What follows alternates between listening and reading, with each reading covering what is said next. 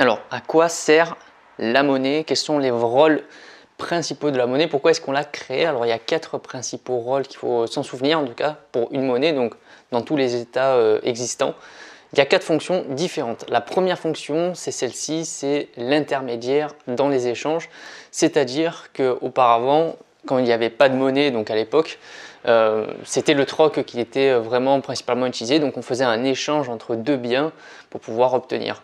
Le problème qu'il y avait, c'est ce qu'on appelle la double coïncidence des besoins respectifs des deux parties. C'est-à-dire que pour réaliser un échange, il fallait proposer quelque chose qui soit intéressant pour le commerçant. On va prendre l'exemple par exemple d'un médecin qui proposait des services de soins et qui voulait acheter de la nourriture. Il fallait qu'il trouve déjà quelqu'un qui vende de la nourriture dans un premier temps, et il fallait en même temps que cette personne-là ait besoin de services de soins pour pouvoir réaliser l'échange. Et donc justement l'avantage, c'est que la monnaie a permis d'être un intermédiaire dans les échanges, parce qu'on peut échanger un bien contre de la monnaie ou un service contre de la monnaie, et cette monnaie-là, on va pouvoir la réutiliser pour acheter un autre bien ou un autre service, et on n'a plus besoin de trouver cette double coïncidence des besoins entre les deux personnes. Le deuxième rôle de la monnaie, c'est aussi un instrument de mesure de valeur d'un bien ou d'un service, c'est-à-dire qu'aujourd'hui, quand vous prenez un téléphone portable, par exemple Apple et un téléphone Samsung, vous n'allez pas forcément accorder la même valeur à ces deux téléphones.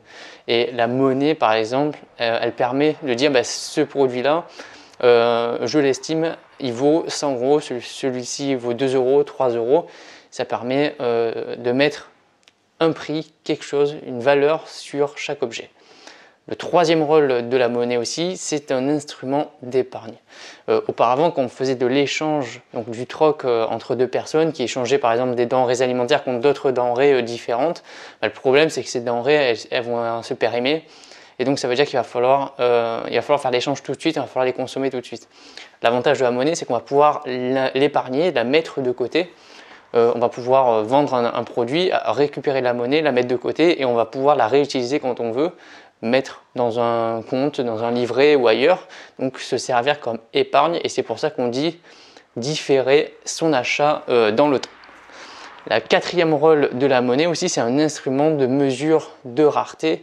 Ça va un peu avec l'instrument de mesure de valeur, dans le sens où forcément un produit qui est très cher, alors soit c'est parce que c'est un produit qui demande des ressources qui coûtent très cher à la base, donc des matières de production, des matières premières qui sont très chères.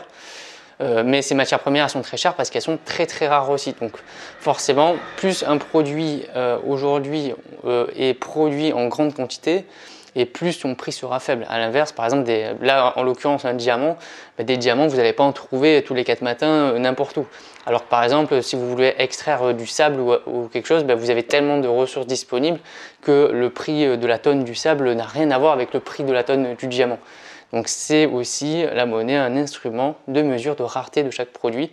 A priori, un produit qui est plus cher, alors soit c'est parce qu'il y a un marketing qui est plus important, mais la plupart du temps aussi c'est parce que c'est un produit qui est plus rare et produit en moins grande quantité.